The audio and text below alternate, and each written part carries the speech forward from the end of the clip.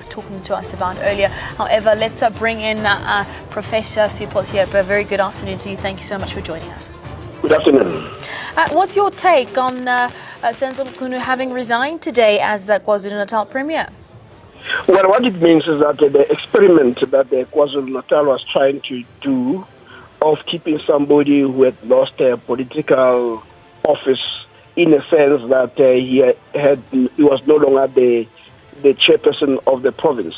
What they wanted to do was not to disrupt the governance, but to still keep him while the political center is elsewhere. So it was an experiment that clearly has not worked.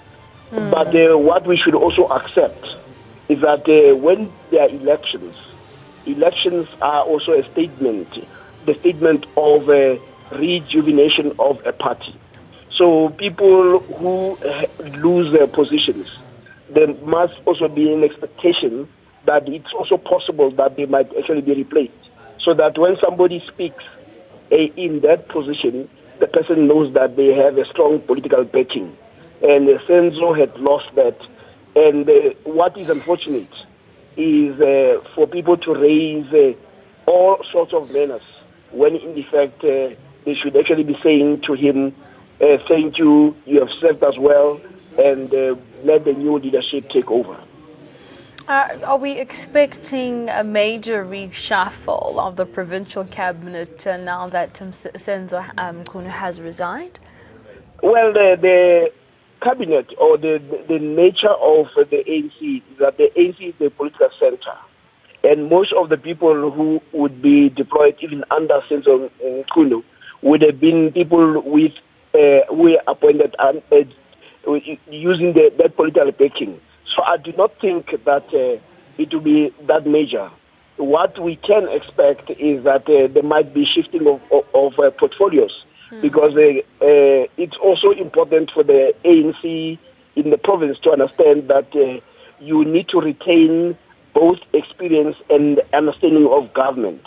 Because if you do a major reshuffling, you might end up with very new people who are inexperienced and who may not understand the complication and sophistication of running a government.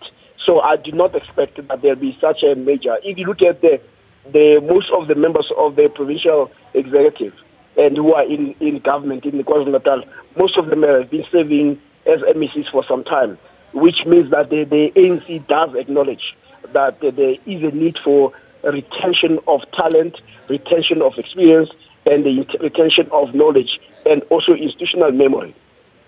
I understand that President Zuma allegedly had offered Senzo Mchunu a post as an ambassador, which he rejected, and there was also plans to give him a position in the national cabinet. Could that have had any effect on the decision he's had to make today?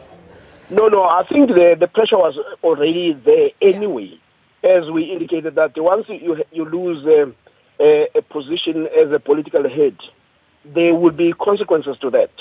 People may even question that, but on what platform is somebody continue to dictate the direction of government when the president does not have, is not part of the political center within the province? So that was going to happen. The issue of offers for positions, it's something that the ANC tries to do to manage the talent that they have, so that the government does not lose their talent. So you often find that people get deployed to national parliament, or sometimes they're given positions as ambassadors. So it is really up to them to make a choice on what is in their interest.